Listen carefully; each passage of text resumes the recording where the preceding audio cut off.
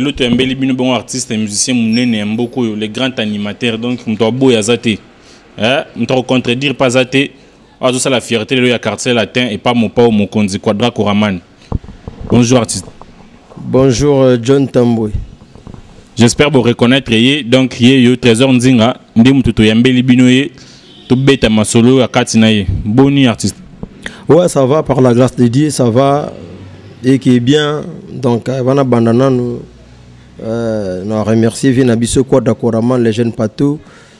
Vi oyo baleka kate songa mbeli ndeturu ba mikolo yo keba koluka makambo na mbeli po suka nango ekozokisa yo quoi, donc voilà. Nde bolo ba mikolo keba koluka makambo na mbeli bo bakela na to bakela batute tango impesa kombo ya songa mbeli abakela kanani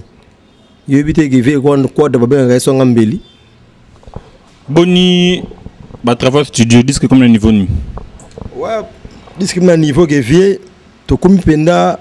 kokena suka parce que mikolo tout vu à ta répétition il y a vraiment trop pendaté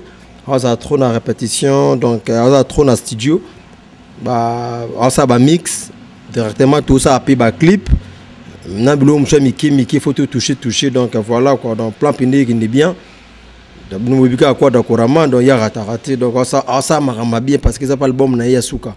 donc disque on a ambition de ko na yuka ka déjà netolo abuna poto déjà roinda parce que Muchiri bara oncle Clovis badiadio kwa benga kingai danger lope nazaki na G8 na nenga kini na biso awa G8 ya bandal DJ Fabrice achaki Muchiri bara franchement talaka gérant ya G8 Germande donc à coquiter quoi à coquiter parce que non vieux yo balé jamais quoi.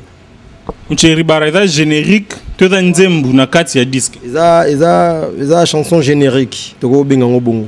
mais ils ont kanga déjà fort donc ça ba bilengi moko déjà va avant goût quoi donner baloba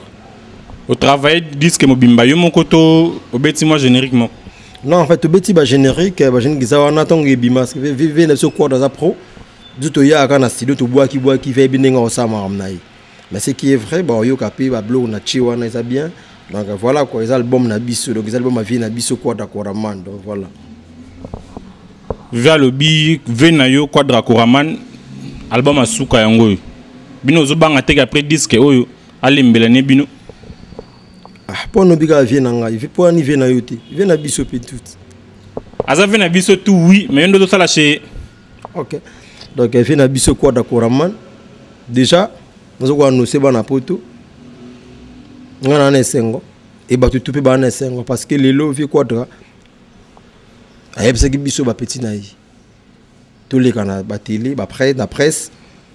tout c'est là qui après 13e apporte ça album en mouvement donc ba nsimbo ba mise ba ocha ba chamba umba ba ocha ba mise ba ocha ba mayase donc voilà ba chef na biso tout ocha ba nsimbo donc voilà donc tout ça quartier la taille d'Haïti zali d'ailleurs pour signer titre na album Zoya naza animateur ya Quadra Koraman donc naza musicien na ye na signé titre album Yasuka oyo ezo beta tilelo l'album oyo to le Kabrakadabra et bimi c'est là 2 ans ou 3 ans passés c'est quoi ceux qui 13 ans apôtre bimi moi t'ai remis en 2018 le rappel album Yasuka bon deuxième 18 on a bi kinzamba ça apika grâce au kufate to sala kakati pour ozalanga mais na parler faut moi le rekota bana faut ba dame bani bon déjà talaka ikarobi ya Brakadabra tisiko bana ba dame mundo yuto yukutinga na parler na vandi na kobeta matoro te tara moyo voilà ça va ça la biso moi extrait ya moi le moro oyo o tient en 13e apôtre toyo kadaba couleur ndenge ça bon c'est peli ça bana poto na biki Vicky Jenny Mokonzali en Zolanda le prince Monzale na Suède toujours na top Mokonza Suède de lamba et le pamba donc ce que c'est peli si bana poto yo za bien ko talaka batuna yo si on ngabe na batuna na miki lore ba yulu matondo janvier yulu matondo na Patrick Bacha ba singa ba krinanga déjà on a boire na émission travail émission na bino tela monde entier déjà bazo yiba ça dérange aussi que ça les logo mo yo non bato ezala surprise quoi mais là pour nous sepeli ça Junior et Mondele Neymar numéro 10 à Paris il faut na beta logo mo na beta habit de confiance quoi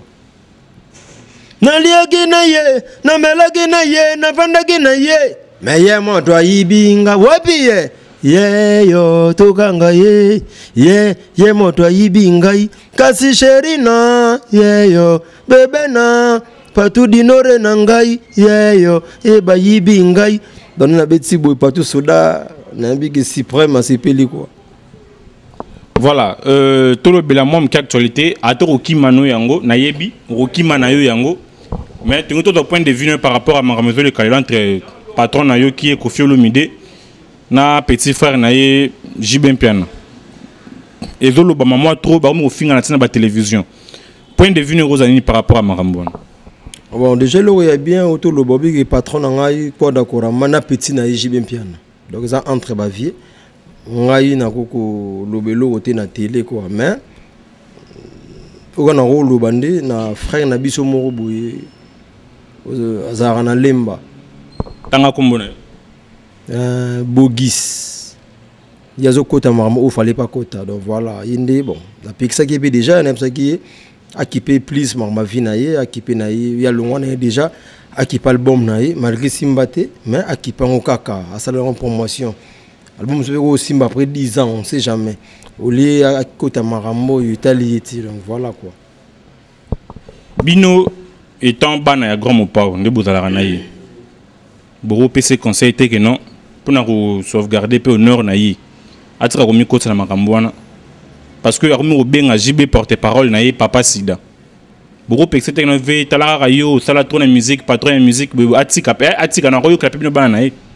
bon monte ke ngai atako loba na vie quoi da bongo non lobaka devant caméra te c'est pas la peine de on a pas question au tourner te est-ce que si bo sali yango to zoboino ko loba po za télé aussi bo sali yango si que ningi za ona ya za prêtre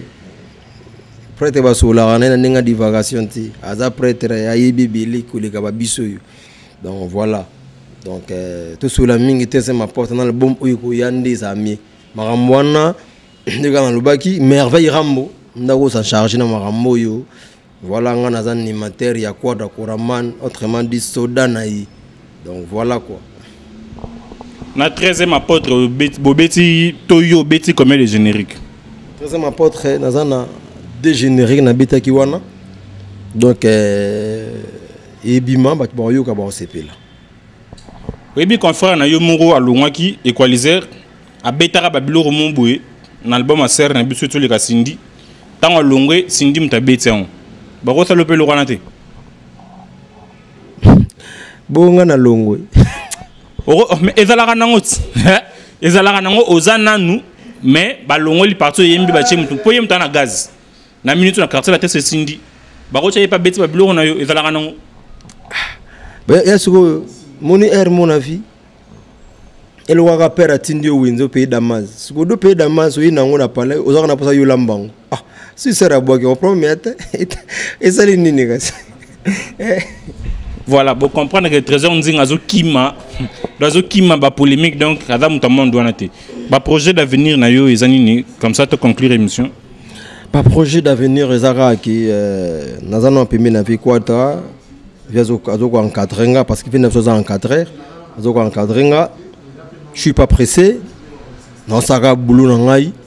bien donc voilà quoi rabana poto tout ou ba rolanda ngai Papi Mouya Franchou Idolo Richard Chakala Makison nonongo le tendancier donc massa nanga ami personnel partout du nord Igé Moyaba donc ça calme massa na bino za pepele ni mindol esthétique Michel Lutumba tendancier donc voilà bana poto pe ba rolanda ba mona trop ba mona okala plutôt bon non ya mpoto zamboka on a déjà mon ndela ndimana vanda naye na ngai non ça non boulot donc voilà na sala donc j'ai pas le choix non ça non boulot après Burundi non beta mon ningi zala kaka voilà et 8 au commune souka entretien na trésor nzinga 6 saisons merci na boss Patrick Momo digital le prince mondial national toujours na top ya bino mosali fils love ntambwe ye yo quoi contact tes alliés plus 243 89 68 58 594 Nde Tokutani Mbalasima. Big up.